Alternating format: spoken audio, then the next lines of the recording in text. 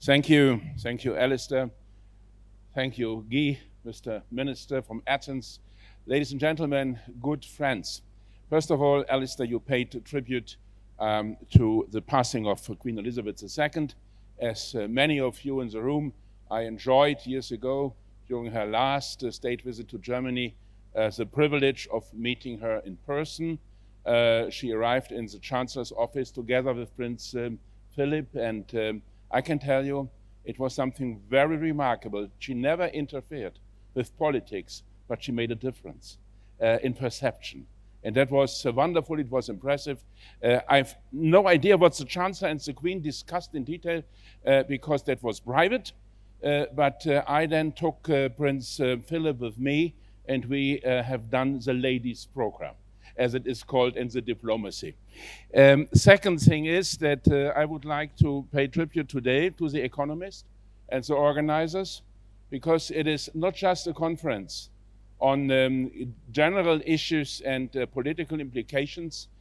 I have studied the program, and this afternoon you will devote a lot of time to very specific, very detailed issues. And if you want to have a business case for your companies, then you have to study the details of hydrogen, of energy grid, all the other details. I come back to that in a second. This is very important for all of us. Third, we have to be clear, and I agree with everything that was said by Guy Verhofstadt.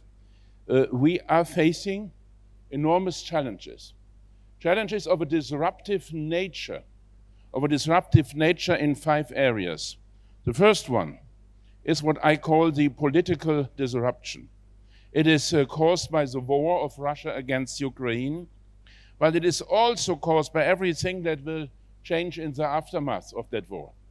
Guy has mentioned that nobody could imagine Finland and Sweden joining NATO. When I started as grassroots activist in politics 45 years ago, nobody could imagine Austria or Finland joining the European Union. That was a different world. And now the world is changing again. And because I know so many of you are from the business sector, I say it has enormous political but also economic implications.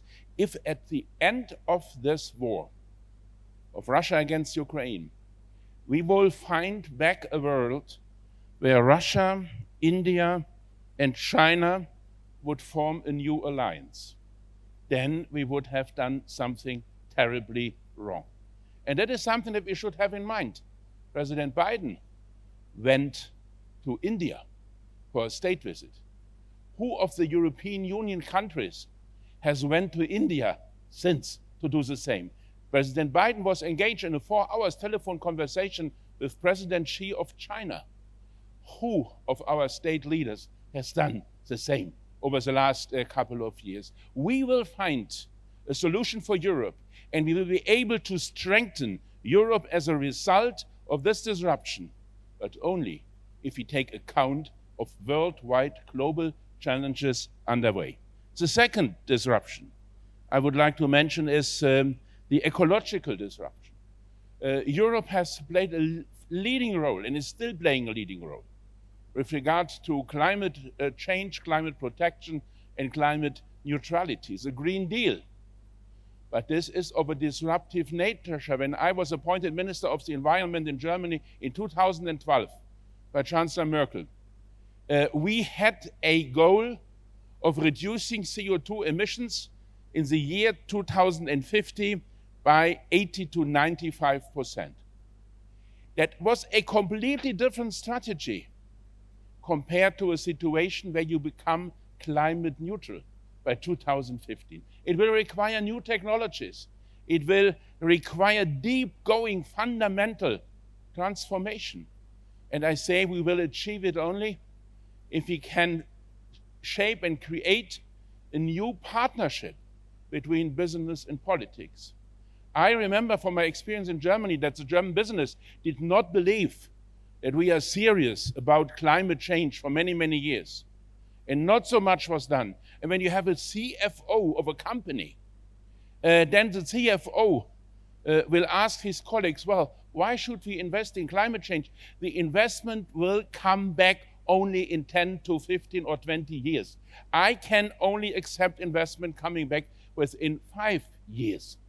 And the idea that the first mover has an advantage is true in many areas of technological innovation, but it is not true in the field of the ecology and climate protection. And therefore we need a partnership, that we are serious about climate change. We will enjoy support and many people worldwide affected by climate change and threatened by climate change. But at the same time, we will have to make it clear that we will help the business to bear the cost of transformation. We will have to spend billions and billions of euros in order to make sure that European industries can survive, that we will not lose the steel industry, that we will not lose the chemical industry, that we will not lose car manufacturing to China, to the US, and to other parts of the world. The third one, and I have mentioned it, is the technological disruption. We are living in a world, and Guy, thank you for your presentation, where digitization is playing an ever bigger role. Is Europe leading the world? Or is it the US and China? Where are the big new business cases beside SIP? I know the CEO very well personally, but this is one part of the puzzle. But where are the other big platforms? Not only B2B, but also B2C, business to customer. They are all Americans or Chinese, and very few are European. When they are European, they are sold to American or Chinese companies when they are successful. And are we able, for example, to accept that the Estonian model of dealing with data of citizens in the health sector, in the sector of social security, in the sector of public administration, that this model could be rolled out in all our countries, in Belgium, in France, in the UK.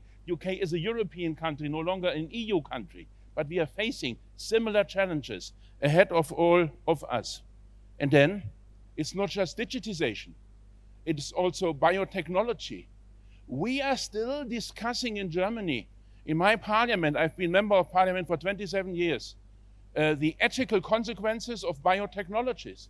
The Americans are already investing billions in these new technologies because they are convinced it is the next big game changer in our economies and in our world, and therefore we have to wake up. Then we have finally, again, a political disruption, because it's very clear, if the Chinese continue not only to have an authoritarian regime, but to make small steps towards market economy, if private entrepreneurship remains possible, China and Asia will become the biggest economic players in the world. That is inevitable. They have so many people, they have so many competences and skills, and they will make it happen. And the question is, where are our allies? To give you one example, it's not just China. And I was a minister of the economy and energy. I always argued we are not really dependent of Russian gas, because when Russia would stop delivery of gas, and that's what we see right now, then we would be able to buy the gas on the spot markets around the world. That's exactly what happens, and why the storage facilities are quite full at this very moment. But it has repercussions. We can afford it, we can still afford it, buying all the gas at extremely expensive prices.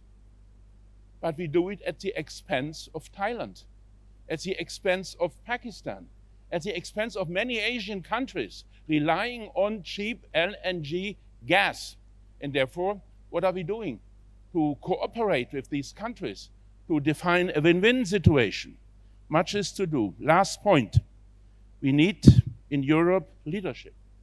Leadership by one is an option that would, of course, be interesting.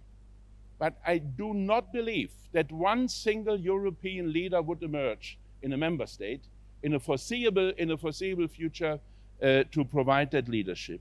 But if leadership by one is not possible, or seems to be not possible, could it be leadership by some? Leadership by some countries? Could Greece play an important role in this region, where other countries have similar interests and similar assets to offer?